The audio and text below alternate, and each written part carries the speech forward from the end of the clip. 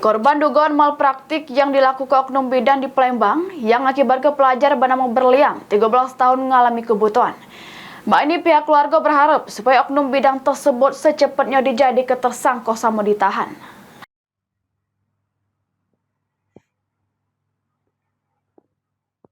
Korban dugaan malpraktik yang dilakukan oknum bidan berinisial AG di Jalan Sukakarya, Kecamatan Sukarami, Kota Palembang, yang akibat ke pelajar SMP bernama Berlian 13 tahun mengalami kebutuhan.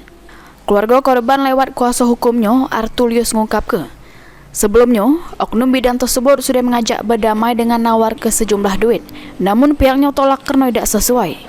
Pihaknya juga meminta oknum bidan tersebut gancang ditetapkan sebagai tersangka sama dilakukan penahanan.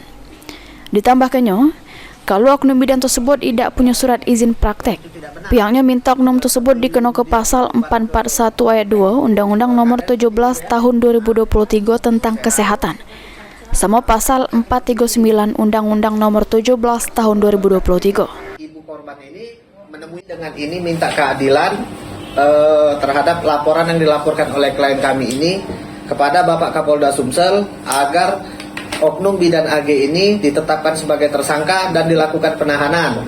Dan apabila memang bidan tersebut tidak memiliki STR atau SIP, maka kami mohon agar dikenakan pasal 441 ayat 2 Undang-Undang Nomor 17 Tahun 2023 tentang Kesehatan dan pasal 439 Undang-Undang Nomor 17 Tahun 2023 tentang Kesehatan, sehingga oknum bidan ini dapat dilakukan penahanan.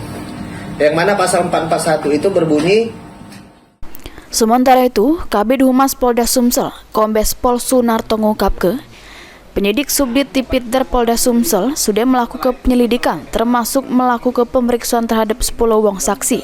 Ditambah ke Sunarto, terlapor mengakui kalau terlapor tidak punya izin praktek yang diakuinya dewek. Hal yang mencengangkan kita semua adalah bahwa ternyata yang bersangkutan ini tidak memiliki izin praktek dan itu diakuinya sendiri.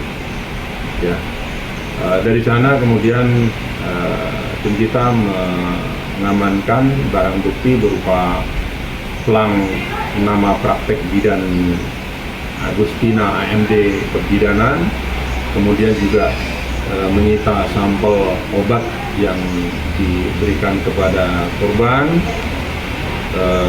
Kemudian kita juga berkoordinasi dengan Majelis Kehormatan Disiplin Kedokteran Indonesia MKDKI untuk rekomendasi. Lutfi, PAL TV.